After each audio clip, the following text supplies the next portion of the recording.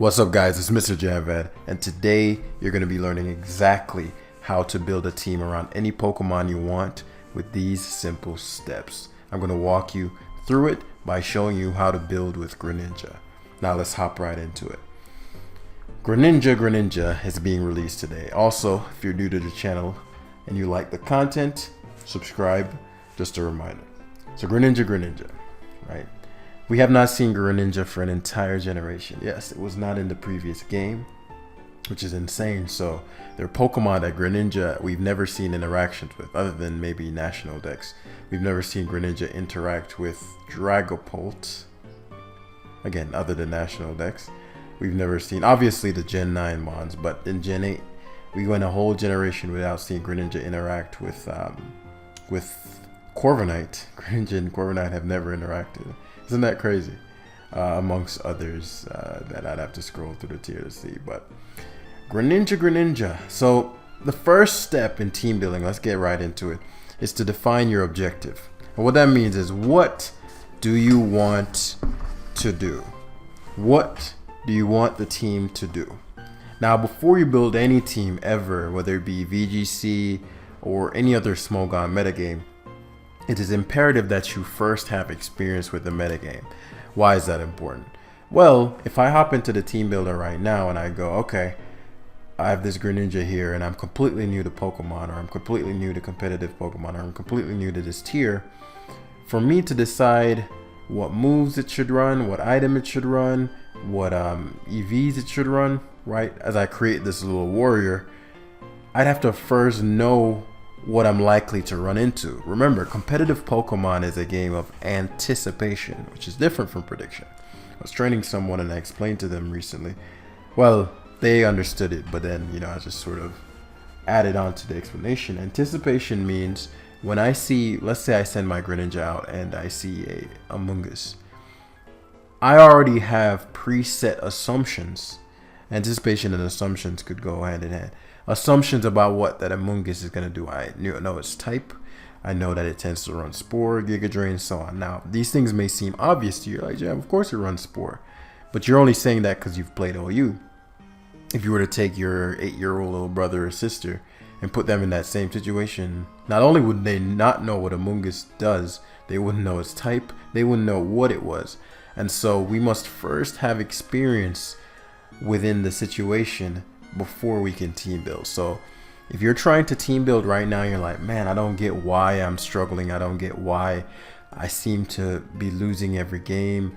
Am I just not good enough? If you're new to the metagame, then you always take an already tested team. I provide many on the channel. If you don't have any, you can join my Discord channel, and we are glad, so glad to just give you some, right? You then use a tested team and you play on the ladder to gain experience. Why do we recommend tested teams, or demand you use a tested team? Is because, one, it's again tested by the name, but secondly, you want to narrow down the problem. If you're new to a metagame and you try to build your own team and you're losing, it's hard to tell whether it's the team, which is likely is, or is your skill, which it probably is as well, since you're new to the metagame. And so you're probably building a horrible team and don't know it, and you're playing horribly with a horrible team. Whereas if I give you a good team and you're not winning, then at least we can say you're not playing effectively, right? And so we can improve your skill while not having to switch the team around. So hopefully that made sense. That's why I say it is imperative you use a tested team. Now, let's assume you already know the metagame. You have high knowledge, right? High knowledge. I know what everything does, Jam. Great. You're in a fine prime position to build your first team. And so, because I know the metagame, because I've been playing a bit, I can build this team fairly quickly, but I'm going to run you through the process that I do. So the first thing I actually do, let's say that I've determined the objective is to build with Greninja. Now, it's important to note that when you're building, it's important to either build around a cool set, a setup sweeper, or what's called a powerful value-taking Pokemon. An example of that would be like Banded Xianpao, right? When it comes in, if you don't resist, you're probably getting 2-hit KO'd or 1-hit KO'd, right, every time. Like there's very few Pokemon that can take 2 neutral hits from Xianpao, right? And so that's something known as just a high value taker, a breaker, as it's called, various things, depending on who you ask. But building around something like that could work because it singularizes. That's not even a word. It focuses your goals and supporting team members on one outcome. Allow Xianpao to do its thing with Crunch, or do its thing with Icicle Crash, or whatever you click, right? Terra Dark. When you're building with something like Greninja, remember, it doesn't fit in the category of Setup Sweeper. It's not massively powerful, nor is it a cool set. I mean, you could argue that, but meaning it's a unique set that will surprise the opponents. So, for example, Curse Garganical did really well in a tour match recently, right? The team may have been structured around getting rid of everything that will typically deal with Curse Garganical. So the opponent was Curse Garganical, Salt Cure, Earthquake with Terra Water. And so let's say I'm like, okay, well, if that's the case, then I want to deal with the things that would beat that. And something that would beat that, for example, maybe Scarlet, because no matter how much you curse, Flower Trick is still a grass type move.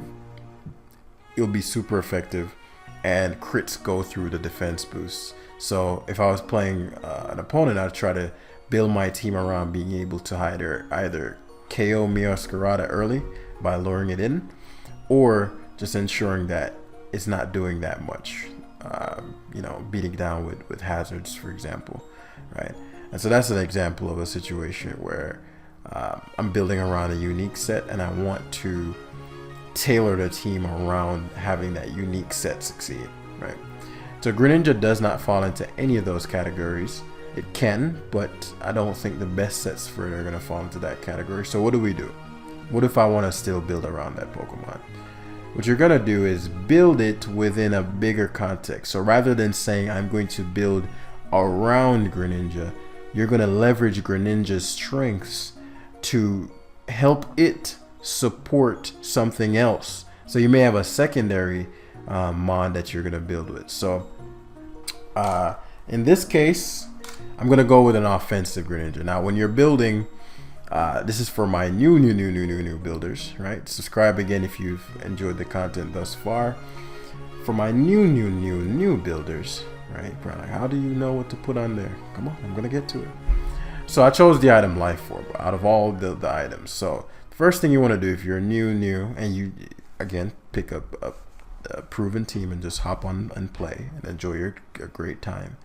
But for our more seasoned guys, Greninja, you would look at the Pokemon stats, and so speed and special attack seem to be its highest, are its highest stats, right? Those are its standout stats. And to not have this video be 25 million years long, I'm going to assume that most of you guys are decently familiar. Now, if you're not, leave a comment in the comment section down below of how I can support you, have a better understanding, and the Discord group will help you with that, or I'll just respond if I can in the comments. But back to my more seasoned guys, Greninja has solid special attack and has access to many special attacking moves. And now with the nerf to Protean, which is the ability we're going to use, because Battle Bond requires you to KO a mon, we're going to be leveraging Protean today. And so based on the nerfs to Protean, we know that we can't switch types every turn, which would have been amazing. Now, the reason I have Life Orb is because Gren isn't the strongest Pokemon. It only maxes out at 305, and you're always going to want to run max speed, because one of its assets, its greatest asset, is the ability to move before other Pokemon.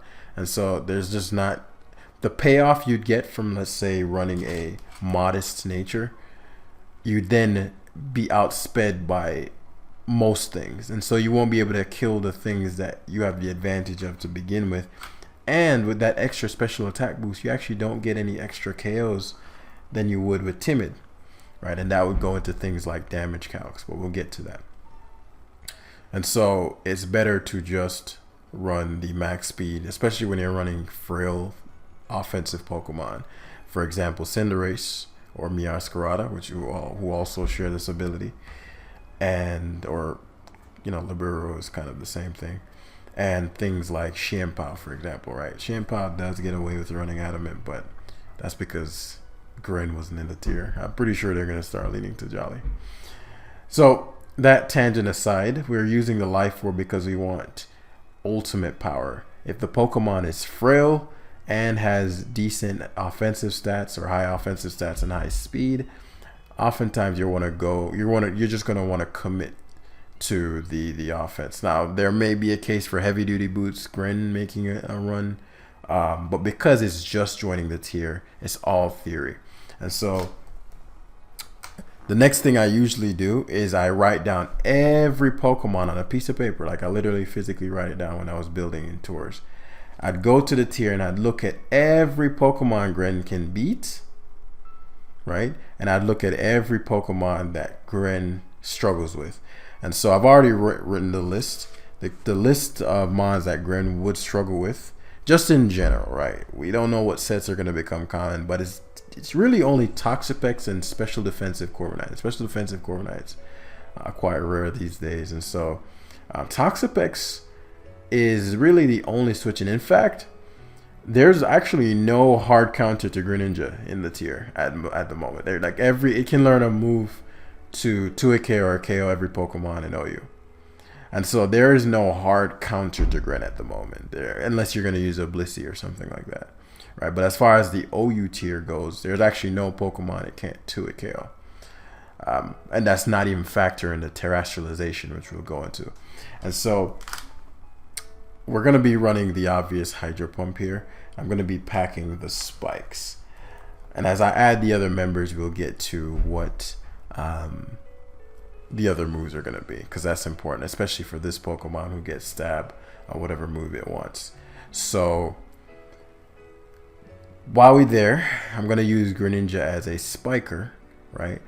Spikes are very good in this generation, right? It's going to be leveraging its hazard stacking ability that, remember, it's lowering Toxapex a lot, right? And so you want to, if it's forcing a switch, rather than go for a move. Again, it does get a move that can hit Toxapex, but we'll get to that. I can get up a spike, similar to how Meowscarada operates. Who else operates? Garchomp somewhat operates like that, right? Garchomp can come in and threaten a Pokemon, and then it happens to go for a Stealth Rock or Spike. So offensive Pokemon can use spikes to apply pressure. Now, if we're using spikes, we're going to obviously have to have some support for that. We want to keep our hard-earned spikes up, right? Especially because Greninja can't come in on anything because it's so frail. And so we're going to go with our boy, the Gold Reliable. That's what it's called. And we're going to be rocking the Covert Cloak. Now, the Covert Cloak is for the bane of your existence. I know a lot of you guys may grab the team and use it. So I want to save you some pain by giving you a Covert Cloak for those rogue Garganacl you're going to run into. And if you don't know what that is, you will know, right? And so we're going to be rocking the Covert Cloak Goldengo set that's ever so popular at the moment. I might have had something to do with the popularization of that. I'm not going to lie to you. I'm not saying I didn't come up with the set, but I think on the run to #1, I had 2 teams with Covert Cloak. And after that, like I rarely saw it, if ever. And then after that, just everywhere, right? Especially because I was using Garganacl to the top, so it probably encouraged hella people to run Covert. But yeah, so this is the beauty of metagames evolving. So we're gonna be rocking Covert Cloak. Goldengo is gonna be Nasty Plot, Recover, Shadow Ball, Make It Rain. As far as the EVs, and we're running this just because this is the best set for it.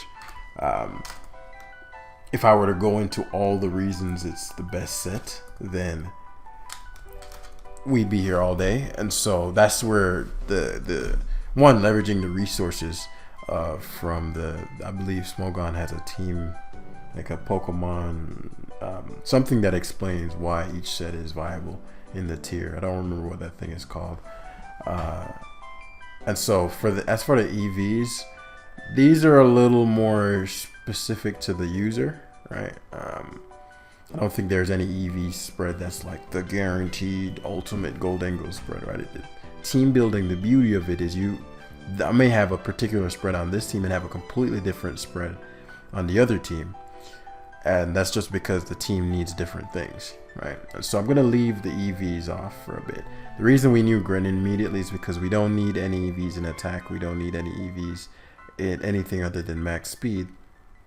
And no, putting EVs in defense or HP would only matter on a Pokemon that you're going to switch Pokemon in on. But as you see, Greninja has very low defenses. When you see them in orange or red, that just means it's not that great, right? And so if you notice, Goldengo has an orange stat here as an attack. That means it's not that great, right?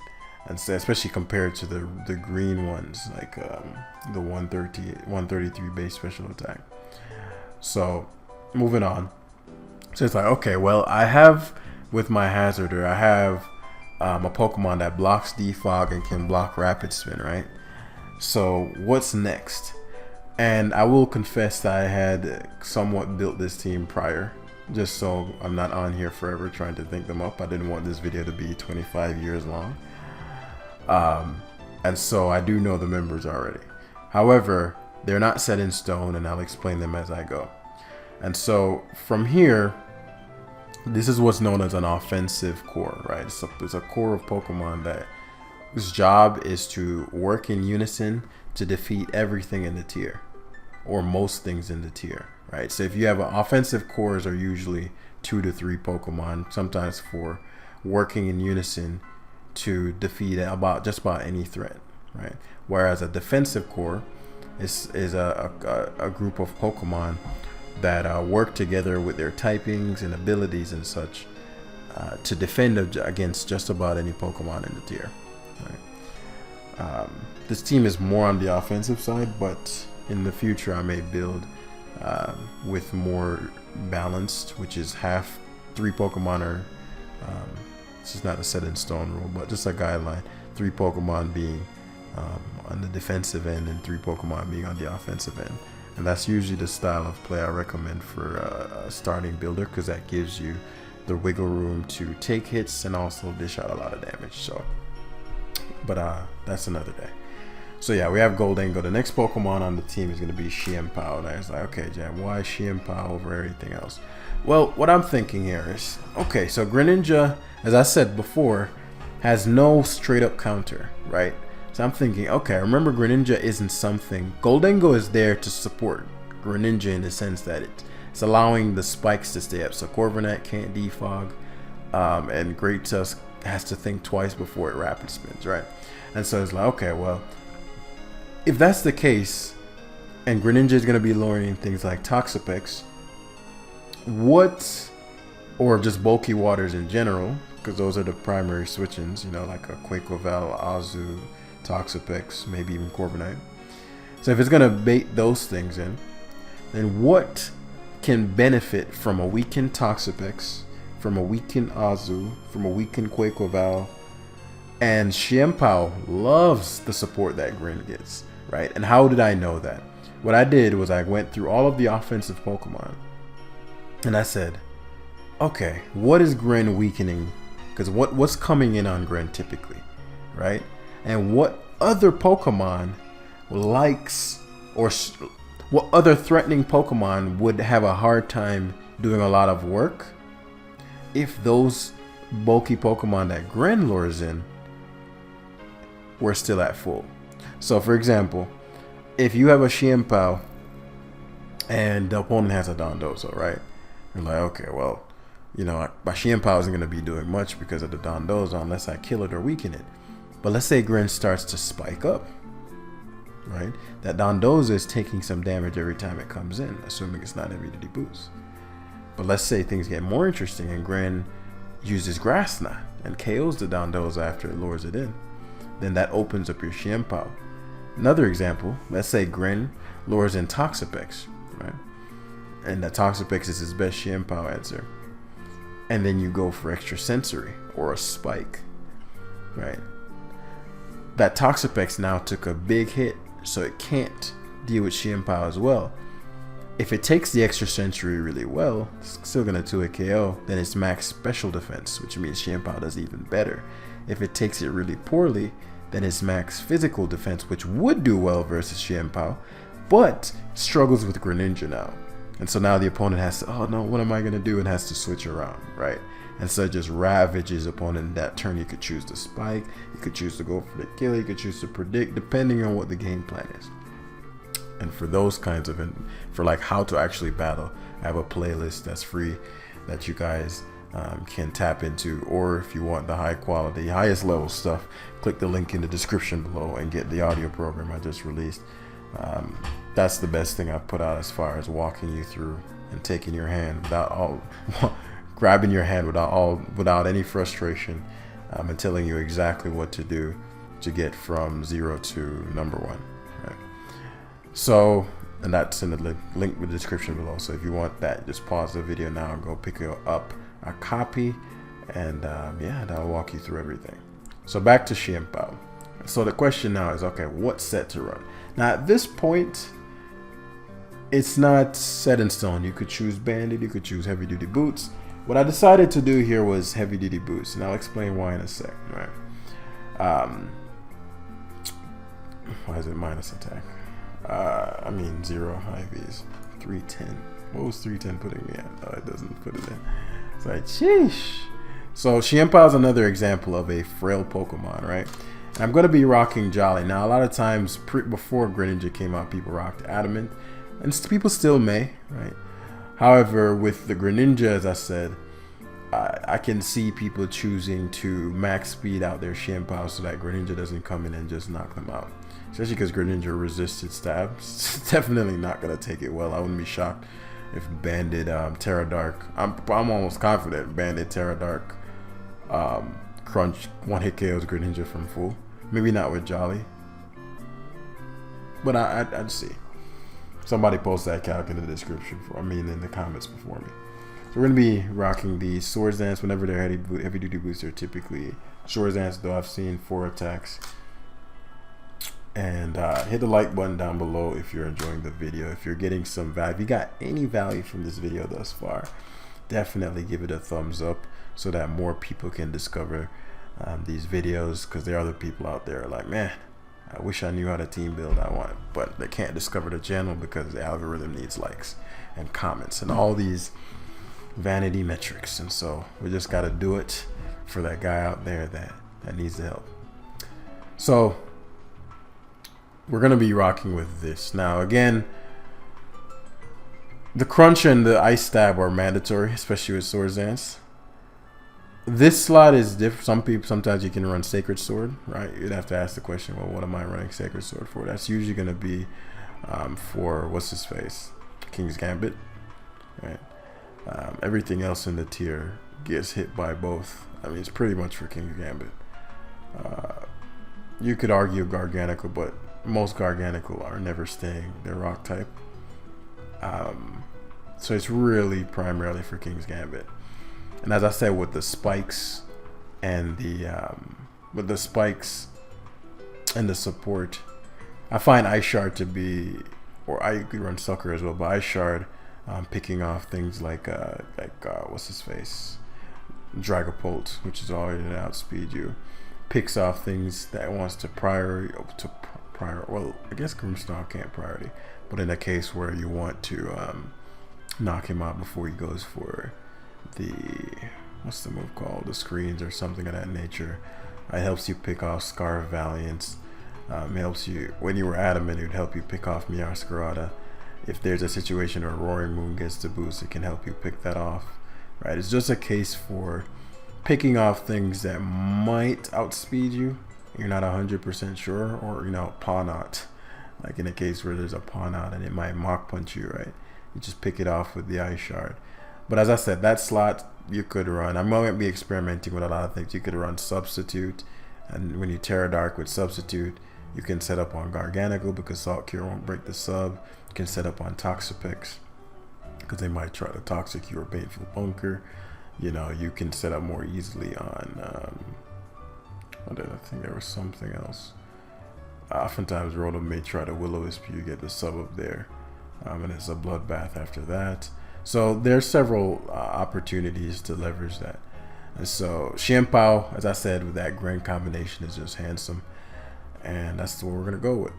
Now, right here, things got a little more interesting because as I was looking at this, I was like, you know, Dondozo is something that is annoying, right? Dondozo being unaware shuts down Shienpa, particularly when it's not banded, right? Obviously, Greninja can use Grass Knot to support and whatnot, but if he switches around, then that might be tricky, which is why spikes are so helpful. And it obviously also ignores my Goldengo's boosts, right? So, what do we do about that? And so, there are several ways you could go about it. But typically when you want to deal with a Pokemon, you want to use something that lures the Pokemon. And I was breaking this down to a coaching client recently. Right, how people tend to think about it is like, okay, well, I need, for example, I need to beat Garganacl. And so to beat Garganacl, I'm going to, maybe not use Garganacl because Garganacl are a really funny mon. I want to beat Toxapex. And so to beat Toxapex, I'm going to put I was going to say Alakazam, which I don't think is in the game because I'm pretty sure I would have seen one by now. I'm going to put I'm going to put a choice banded Garchomp because choice banded Earthquake will kill it, right? And so, okay, you're going to put a choice banded Garchomp on the team for Toxapex. Great. Problem is, if you're a Toxapex and somebody sends out a Garchomp on you, what are you going to do? That's right. You're going to switch out or reposition, as I like to call it, to something that can guard against the Garchomp. You know, say Corviknight or something, right? A Tusk, perhaps, right? And then you'd see you're banded based on the damage, right? But he's going to reposition. He's not going to just leave his Toxapex in. So you actually haven't solved the Toxapex problem. A more interesting way to solve Pex is by luring it in with something it has to switch in on. Example, Greninja would say extra sensory, right? Because Toxapex is going to be most times people's Gren answer. So because it feels like it has to come in on it, those are the perfect ways to weaken Pokemon. And then you can open up things for Toxapex or things that don't like Toxapex. And so since we have spikes, we have to have Stealth Rock, right? And so I decided to give you guys a more offensive option and go with Life Orb mixed Garchomp. Now, why Life Orb mixed Garchomp? Corviknight is another Pokemon that Shimpa can beat and stuff, but Corviknight's also another Pokemon that could be pesky, right? But it also, more importantly, supports the Dondozo weakening, right? Garchomp is another one of those Pokemon that's actually quite, this set is actually quite hard to counter in the TR. People don't realize it, but it's, unless you have like a Tinglu,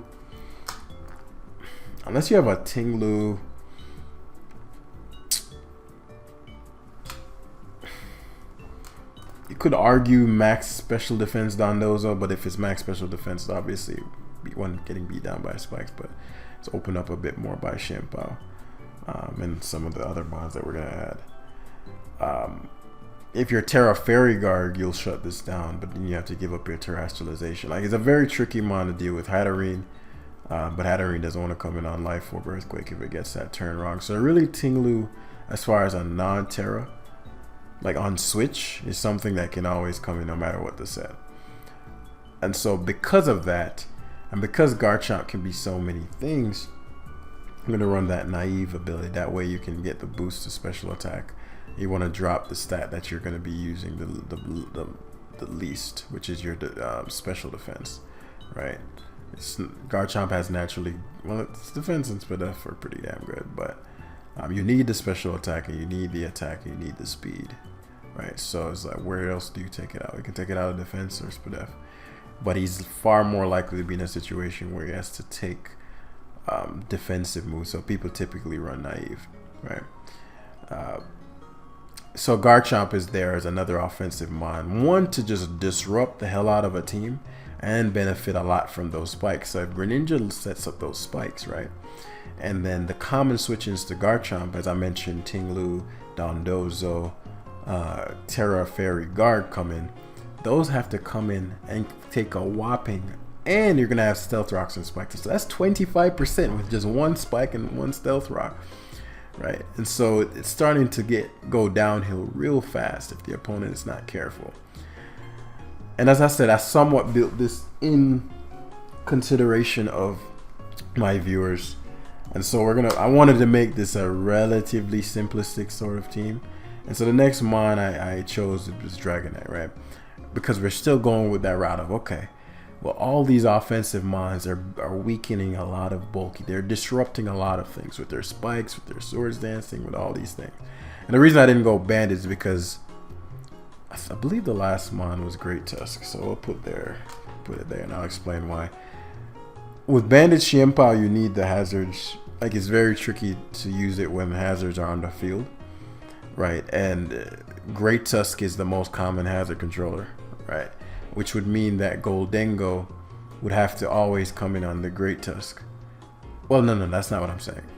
What I meant to say, my Great Tusk would always have to be trying to get rid of the rocks on his Goldengo. And it's always a prediction game. Even if he goes Goldengo and I knock it out with Earthquake, the rocks are still up. Right? So it's kind of tricky to keep rocks off the field. And so this set is not set in stone. A choice band would actually work here swimmingly. But as I said, that's when I was thinking about, okay, with who would be using this team, which one would be an easier time? Like having boots, or having to play around hazards in a choice band, right? And I figured having boots would be more useful for you guys. So again, a lot of these sets are interchangeable. This this could be switched up to just a completely different item. This can't be switched unless a different mon, which I actually have a version which is a different mon. Dragonite is always going to be Dragonite, though there is a set you can experiment with. And Tusk's going to be Tusk. Now back to Garchomp. As I said, it's helping to disrupt primarily the Dondozos, and the more you disrupt Dondozo, the more you open up Greninja, because Greninja is not just support. As I said, there is no counter to this thing, and we're actually strategically keeping Terra Water, and Terra is a new facet of team building that you have to account for. Goldengo is going to be Terra Flying. That's just a typical set on the Covert Cloaks. It allows for you to be completely immune to Clodsire. Completely shuts down most Great Tusks because they only have Earthquake and Knock typically. You can shut down that Garchomp set because after a Draco Meteor it won't knock you out, and you'll be able to recover it off, and he's dropping a special attack. And Flying is weak to only Ice, Electric, Rock. There are not very many rock types in the tier as far as like really doing damage kind of rocks, especially rocks that Goldengo won't beat first. As far as electric types, there are not a lot of electric types that are used. Rotom is the only one which Goldengo can beat 1v1, especially with a nasty plot. And then you have Ice, which is Xianpao, which it does lose to, but it's going to lose to Crunch either way. So it's strategic Terra for sure, but it's the most reliable thus far as defensive typing and being able to handle some of the things that commonly come in on it. So I'm going to be Terra Flying. Xianpao is going to be Terra Dark to boost that Crunch, because a lot of the switches that come in are water types, and Crunch is just a very good move as far as resistances and such. Garchomp is going to be Terra Dragon. The Terra Dragon is on the off chance you do need to wash the Dondozo in one go. Terra Fire is an option I've seen, but I don't think it's as good versus. I don't think it's as good in general, but it's certainly not as good versus what this team would need. Terra Fire would obviously allow you to one-shot Corvi, which would support Dragonite, but Corviknight is going to have a hard time in general anyway, and with the Fire Blast damage, since most Corviknight are Fizz Def, it's probably going to take 80-something, 90-something%. I don't remember the actual calc. And that's more than enough damage for Dragonite to knock him out at +1 E-speed. So, that's going to be the support right there. Now, the fifth mon being Dragonite, as we were talking about, as I said, more mons that who benefits? And Dragonite is one of the most deadly mons in the tier right now. If you're not prepped, you will get swept. Put it on a shirt, ladies and gentlemen. Just came off the dome. If you're not prepped, repeat. If you're not prepped, you will get swept. That really should be on a shirt. But we're going to be using the typical typical, well, the most common set at present. Now, as far as the actual EV spread, you'll see it in the Goldengo as well. I run this much speed, and it seems kind of arbitrary, right? It's like, well, because I wanted to outspeed Cinderace after +1. And the reason for that is, if I'm going to, it's just my preference from using the teams, and you can experiment. Like, Dragonite's one of those mods that it could run like damn near no speed and a ton of bulk. But with a mod like this, and there are not too many relevant calcs that I think the extra HP helps with. With a mod like this, I don't always like to Terra this, right? So I'd like for a situation where I don't have to extreme speed. If the Cinderace is at full, and let's say I want to keep my scale, right? The Cinderace is at full and I'm slow. Yes, I can just Dragon Dance up because most Cinderace can't do much to Dragonite anyway. And so you can just DD multiple times. But I've actually found situations far more often where I want to be able to Earthquake things like Valiant or Cinderace as a potential win con without terraing, right? If you have to Terra, that's the only way you're knocking them out, and even then you don't knock Valiant out, right?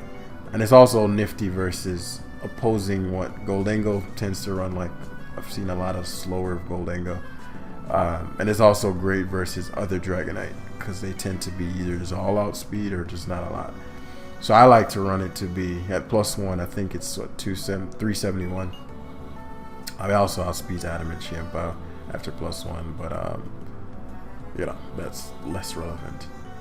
But yeah, so that's just a speed tier. But you can play around with that. Again, this is not set in stone. You could also, I'm running Roost on this one, but you could also run Fire Punch. Fire Punch will allow you to shut down Corviknight. You could also run Substitute, so you can set up on Garganical a bit easier. And I believe, no, Tusk would still break your sub. You could also opt for Ice Spinner if you want to do a bit more to Tusk. And one-hit KO Garchomp's, Dragapulse, and Roaring Moons. And, you know, do a bit more to Tinglu. Again, experiment, right? We're going to go through the 5 steps once more. So you guys can, it's almost 40 fucking minutes, golly. I thought me pre-building it would make this like 10 minutes. But if you guys, once again, if you enjoyed it and you're getting value from this, look how fast I'm talking, and it's still damn near 40 minutes. This is why I sometimes don't do team building videos, because they're so long. And I'm like, who made it to this point, right? But, you know, for those who actually get the value from it, I don't want to deprive them of the team building videos, even just because it might not be the most popular thing, right? So there we go. So final mon is going to be Tusk.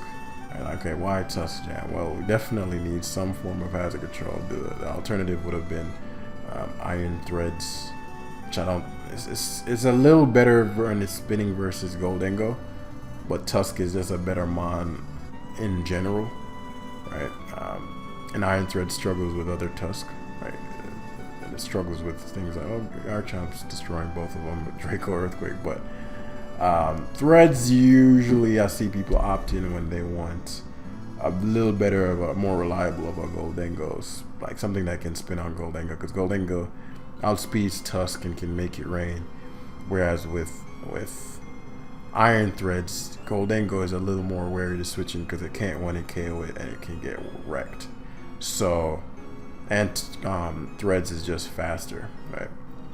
So that would have been the alternative, or defog on what's his face, on Corviknight, right? So those are your options, unless I'm forgetting somebody right now. You notice I'm scrolling through the tier a lot. When I'm building, I'm always looking at the Pokemon to see, okay, because a team is a unison of Pokemon who's out there going to that's working together to go to war, and this is what you're going to war versus. This stuff here, these are the things the opponents can bring. And obviously there are things in the lower tiers that they can bring, but it's called overuse for a reason. Most teams are going to have most of these. So moving from Dragonite, from Garchomp to Dragonite, Dragonite was placed there because what's the support, man? Like, how Dragonite, I looked at the tier and said, okay, what does Dragonite struggle with? Dragonite does not like Dondozo and Corviknight, primarily. Garg as well, to a lesser extent. And it doesn't like Rotom, right? So those three. Those are the primary Dragonite answers in the tier. So like, okay, well, what do we want to do about that? Right. If you think about all the mons I just mentioned, Dondozo, Corviknight, and Rotom, Garchomp. Rotom is actually another one I didn't mention. Rotom's a very annoying common mon. And so Dragonite, Garchomp versus Rotom matchups, you'll find it will happen a lot. And most of them are max defense. So one Draco Meteor I think does, I don't even know, but it'll do enough to where extreme speed at +1 can KO. And so if you force that in, if they go for Hydro Pump 1, it won't knock you out. If they go for Will-O-Wisp, you're at full and you can just, even if you don't 2-hit KO them, you bring them so low to where now that opens up Gren's Hydro, because it's very rare people have multiple strong water resists. Like you can see Pex and Rotom on the same team, but you know it's not the most common thing. And that opens up Great Tusk, because actually there are not that many Great Tusk. Like once Great Tusk gets going, and Rotom is one of the more common things that can comfortably come in on Tusk. Yeah, it loses its item, but that's also another reason Tusk is great, because it lures in Rotom a lot, removes the item, which supports Dragonite, which supports Garchomp, which supports Chiempa, which supports Greninja. And so it's all about synergy. Now, as we go and wrap up, right, we fill in the sets and fill in the Terra types. Today's going to be Terra Water, right? This is just the most common Terra. I've seen a couple others. It's going to be Terra Normal for extreme speed. That's the most common Terra on Dragonite. As I mentioned, Terra Dragon, Terra Dark. So the reason, so Greninja here, right? Greninja has the option of Extra Sensory to weaken Toxapex. It has the option of Ice Beam to KO Dragon. It's really, Ice Beam from a coverage standpoint is really for two mods. Dragonite, as far as what it's going to attack before. Dragonite and Garchomp. Every other move it will typically learn. It doesn't need Ice Beam. Like, he's going to use Hydro Pump, Extra Sensory, Hydro Pump, or Grass Knot, Hydro Pump. And I noticed there's no Dark Pulse because Extra Sensory actually covers more. They're the same base power. Hydro Pump, Extra Sensory, or whatever. Ice Beam helps with Roaring Moon. So it's really just for the dragons. It doesn't one-shot Roaring Moon though, I don't think, unless you're locked in Ice type. Extra Sensory, you're not attacking before that. Hydro Pump, Extra Sensory, Hydro Pump, Extra Sensory. Hatterene, it wouldn't matter if it's Ice Beam or not. Hydro Pump or Grass, not Hydro Pump. Ice Beam wouldn't matter there, but Dark Pulse. Goldingo is the only thing in the tier where Dark Pulse has an edge. But, you know, Hydros are no joke, so it's not going to take those well. Plus, Greninja actually naturally walls Goldingo Stab, which is interesting. Samurot's going to be an interesting one coming back. I love this. I'm excited to see the interaction. Garganical gets dropped by Grass Knot, a typical Gark set, unless it's Terra Fairy. But you know, you gotta scout that with your Cloak Goldingo. These two don't like Ice Beam. Dondozo gets dropped by Grass Knot, and so I was thinking on it, and I was like, well, I'm actually debating Grass Knot. It does really well versus Tinglu as well. And it seems odd, like no Ice Beam. And this might be, I might find Ice Beam more practical because it might be just a better neutral move. Right? The other two kind of, you know, flimsy. But I figure Hydro Pump's what Gran's going to be clicking most of the time. And if it's a case where it's Garchomp and Dragonite, I mean, I can see the case for it. It's just a matter of giving up being able to hit. Grass Knot is primarily for Dondozo and Terra Water Garg, though you know Goldie can still 1v1 a Terra Water Garg, but it's primarily for that because Garg could be quite annoying, and it's primarily just the bulky waters, right? And if you can nab the Garg on, the Dondozo feeling comfortable on coming on Gren, because otherwise Dondozo could be quite annoying. very annoying. So it could swap out extra energy for Ice Beam. You know, they're because Toxapex isn't as annoying as it could be. We'll see. Right. For now, we're gonna go with this, and that's gonna segue perfectly into the next part. So, oh yeah, Great Tusk. The purpose of Great Tusk again is to more so hazard control. This is the most common set at present. If you run non-bulk up, when they're bulk up, it gives you a hard time. So you want to at minimum be able to bulk up, and I run a lot of speed, or a lot more speed, because people are creeping more and more, and I find you definitely want to be the faster of the Great Tusks in a situation like that. It makes a huge difference. And so that's the team, right? And the only reason it's pre-built and I talked at a fucking insane rate of speed. Hopefully it was still valuable though. If it was, hit the like button down below. Now, when you're determining your Terra type, actually, so let me go through the steps. I actually forgot to do that. So the step one is to define your objective. Literally wrote these down. Where is it? Here, the paper. What's the goal of the team? Right, and we decided we're going to build with a Greninja, but as you notice, Greninja is not the sweeper or the main guy. It's supporting all the other guys. The second part is to check what Pokemon and strategies would stop you from your goal. So right here, okay, what was the goal? The goal was to build a Greninja. I guess we didn't really have, but if you take a note of me having spikes on the Greninja to begin with, and then having the goal secondary, right? We added Goldengo to help Greninja achieve his goal, which is keep the spikes up, right? So that's an example of picking a teammate that helps that Mon support itself. But Greninja, again, is kind of supporting Xianpao and Dragonite here. And Garchomp is supporting those two as well.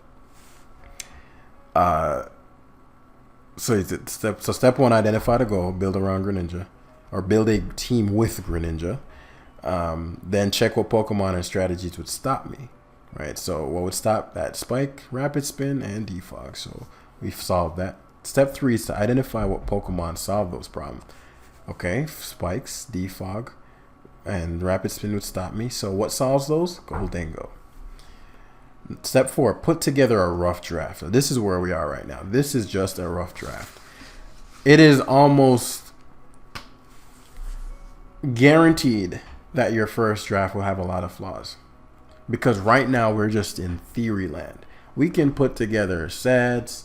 Oh yeah, Goldengo does. I just typically run a modest Goldengo, similar to the Dragonite. I just run a modest. I haven't ran any real calcs. The only thing that matters to me on this is speed. Now speed's Breloom. I just pump the rest into some HP and defense. This probably allows me to survive Great Tusk's Earthquake on switching after rocks and even maybe spikes. But again, this is more, you have to run tests and play and alter the team as you go, because your rough draft is just theoretical. It's some theory in your head, right? But until you go into actual play, you're almost always going to have a shitty team. Not shitty, but you, through experience, realize, oh, through usage, I'm running into this, or this set is picking up improperly, so I need to adjust, or this Pokemon tends to be dead weight, or this, and so over time you'll mold it. So a team's never really done until about, well, I wouldn't say done, but let's say 20 battles. Like, so let's say this is the team. People think, oh, this is the end of the team building process. No, this is the start of the team building process. 20 battles in is when you'll know what your team, that's when you're going to have the actual team. But as it stands now, this is just a mental exercise, mental masturbation of a team, right? And so what we're going to do is hop on the ladder, and I'm going to walk you guys through this entire process. And so we're going to use the team, not today because Gren, when I'm recording this, Gren isn't legal on the ladder yet, but it should be either tonight or tomorrow. So if you're new to the channel, subscribe right now. Hit the like button right now if you enjoyed it. And stay tuned for the Greninja live tomorrow. As far as the Terra types, just use what's common if you don't know anything yet, right? Or Terras are an interesting addition to team building, because a person may, I've seen people be super Volcarona weak, for example, And then their solution, for example, in this game, this team's kind of Volk weak, truth be told. But that's an example of something like, okay, well, I'm Volk weak, so I'm going to start, optimizing for Volcarona, for example, and run damn Stone Edge Great Tough. You know what I'm saying? Or just adapt the team around something else that can help me with Volcarona. So maybe swap out, something for something else. So this is the final product. The EVs, I think I explained all of them other than the Goldengo, which is kind of random, but everything else is fairly standard. Now, I'm not going to show you the team building process for the other one, but there is this version as well. And now we just mentioned Volcarona. This is another version of it, which is quite similar, which swaps out Garchomp for Garganical.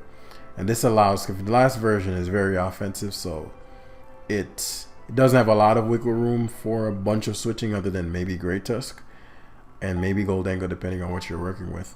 Whereas Garganical still allows you Stealth Rocks, but allows you a lot more wiggle room as far as weakening things, and it supports everything the same way.